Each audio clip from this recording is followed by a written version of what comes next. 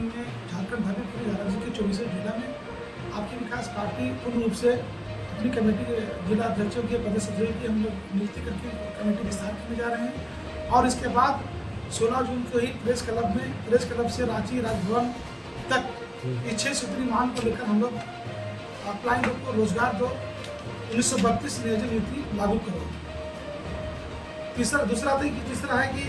झारखंड में पंचायती राज व्यवस्था लागू होने के बावजूद भी पंचायत के अधिकार से वंचित रखा गया है। जहाँ तक मुझे जानकारियाँ हैं कि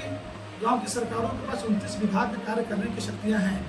लेकिन उनकी पैर के नीचे दबा के रखा गया है। बिल्कुल मुखियाओं को रबर स्टाम्प बनाया गया है और मुखिया को हक अधिकार से वंचित रखा गया है। हमारी मांग है, आपकी विकास पार्टी मांग करती है कि मुखिया में जो भी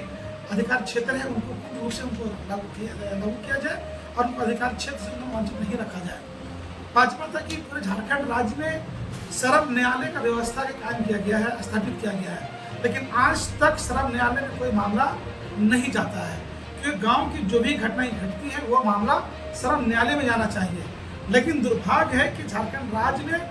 सर्व न्यायालय होने के बावजूद भी वहाँ तक मामला नहीं पहुँच पाता, क्योंकि वो नियम लागू ढंग से कर नहीं पाए। हम चाहते कि उनको पूर्ण रूप से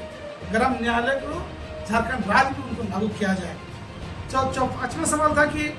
अब सबको मालूम है कि कांग्रेस और जेएमएम और जेडी की सरकार जब 19 में जब बनी थी तो उन्होंने झारखंड वासियों से वादा किया था कि हमारी सरकार अगर बनेगी तो सबसे पहले हम मॉब लिंचिंग पर कानून लाएंगे। आज तक उस पर सरकार कानून नहीं बना सकी, नहीं ला सकी है, जबकि आए 3 राज्य भर में लिंचिंग जैसी घटनाएं घट रही है। सरकार ने यह भी वादा किया था कि अगर मुस्लिम समुदाय के लोगों से कि अगर हमारी सरकार बनेगी तो हम उर्दू अकादमी मदरसा बोर्ड का गठन करेंगे और उर्दू भाषा जो भारतीय जनता पार्टी समाप्त कर दिया हम उनको पुनः लागू करेंगे, जो आज तक सरकारें नहीं कर सकी है। हमारी ये मांग ये भी थी कि जिस तरह से लिंचिंग में रुपेश पांडे हत्याकांड जब हुई थी तो सरकार के राशि से उनको मदद दिया गया था। हमारी मांग है कि रुपेश पांडे हत्याकांड के आधार पर तमाम जो झारखंड में जो लिंचिंग मारे गए हैं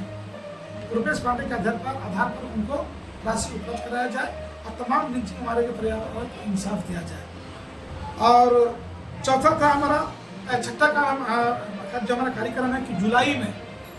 हमारी पार्टी विकास पार्टी झारखंड के कोडरमा जिला में डोमचांच से बांझेडी प्लांट तक हम लोग 2 दिवसीय प्लांट को रोजगार दो नियोजन नीति 1932 लागू करो। उसके आधार पर जो यहाँ के जो खतियानी रैयती हैं उनको नौकरी दिया जाए। हमें जहाँ तक जानकारियाँ हैं